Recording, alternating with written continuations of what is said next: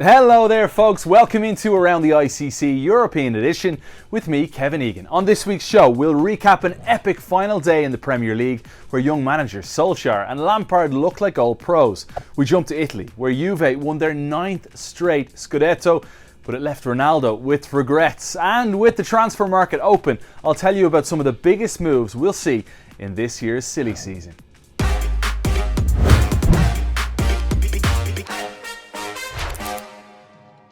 Championship Sunday in the Premier League was box office drama for the top 4 race and the bottom 3 drop. Liverpool won with these, as did City in David Silva's send-off, and in third place came Man United as they won 2-0 at Leicester, and Chelsea won by the same scoreline at home to Wolves, so meaning it was all smiles for United and Chelsea fans. Champions League football, here we come.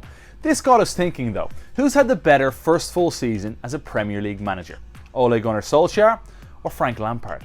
They've both had excellent seasons, but if I had to pick one, it's clearly Lampard. He lost his best player last summer when Eden Hazard moved to Real Madrid. He had a transfer ban and couldn't improve his squad in windows that saw United spend huge amounts on Maguire, Wan-Bissaka, Bruno Fernandes and more. He's had 8 academy kids make their debuts. He's found ways to improve countless players, including Christian Pulisic, who looks unstoppable right now. And he may go on to win the FA Cup next week, having beaten Manchester United in the semi-final. So the correct answer is Lampard, but I'd also be buzzing if I'm a United fan.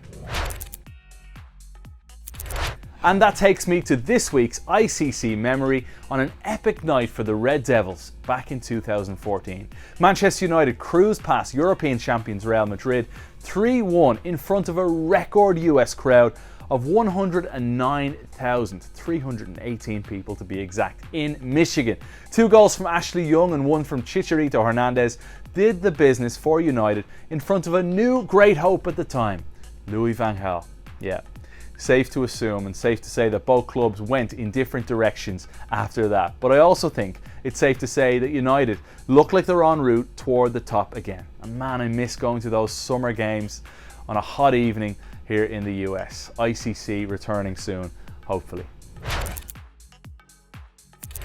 You know, I'm pretty chuffed with my predictions these days, guys. Before play resumed in June, I said that we'd see Liverpool at 1, Man City at 2, Man United at 3 and Chelsea in at 4. I also said that Jack Grealish would save Aston Villa from relegation. Boom, Captain Jack to the rescue. The second halves of these relegation scraps defined squeaky bum time. Villa scored, then immediately conceded. Meanwhile, Watford came roaring back from 3 goals down to nearly upset the Gunners. Bournemouth put on a show at Everton, winning 3-2. Ultimately, Villa hung on by the skin of their teeth, and now they'll try to hang on to Jack Grealish. To Italy now, and congratulations Juventus, champions yet again. Juve beat Sampdoria 2-0, Ronaldo with a sublime goal, brilliantly worked set piece. So the old lady is still a force to be reckoned with. 9 straight titles, with Chiellini the only player to be present for all 9. Now personally, I am delighted for Maurizio Sarri, who finally has a league title, very well deserved. With 2 games remaining, I think the Capocannoniere race, as well as the European Golden Boot race, is fascinating. Ciro Immobile hit 3 in a rout of Hellas Verona. Ronaldo had just 1 against Sampdoria. CR7 will be fuming. He missed a penalty late on in this game. So with 2 games left, it's Immobile sitting on 34 goals, Ronaldo on 31. And keep in mind that the all-time record in Italy is actually 36, held by Gonzalo Higuain from 4 years ago. The transfer season is underway, and although it's set to be quiet this year, here's a few big ones that I'd love to see happen. Kai Havertz is a gem of a player, we all know that, and Chelsea, they didn't spend over the past few windows, and I expect them to land the German star who plays at Bayer Leverkusen. A front 4 of Havertz, Pulisic, Ziyech and Timo Werner, tasty. Now sticking with the German team, talk is Bayern Munich are after US international Serginho Dest from Ajax. The 19-year-old played 35 times from Ajax this season, so Bayern could have an American at right back and a Canadian at left back. I love that. And they're also after Eduardo Camavinga, if we're to believe reports. The 17-year-old midfielder at Ron that's played beyond his years so far. Finally, one can wish. Neymar back at Barca, Griezmann to PSG, a swap deal. Love a bit of silly season. Let's see what happens.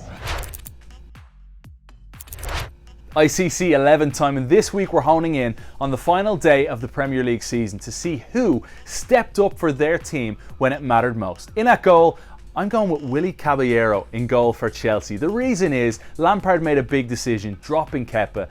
Willy comes in, keeps a clean sheet in a win against Wolves. Well done. Cesar Azpilicueta, his teammate, takes the right back spot. He's captain fantastic, led brilliantly for Chelsea after the restart.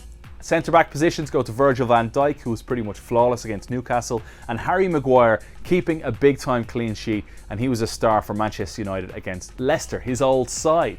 Kieran Tierney takes the left-back spot. He had a goal and an assist from left-back for Arsenal. In midfield, Douglas Luiz, the Brazilian, a star for Aston Villa. He really has been a catalyst in midfield. And Kevin De Bruyne, 20 assists this season for the Belgian, also scored 2 against Norwich. Mason Mount hit a beautiful free kick for Chelsea. He gets the nod in midfield, as does Bruno Fernandes. He scored over the weekend, but he has 8 goals and 7 assists since he started playing for the Red Devils back in February. Jack Grealish gets the nod on the left-hand side, and up front, I'm going with big Olivier Giroud.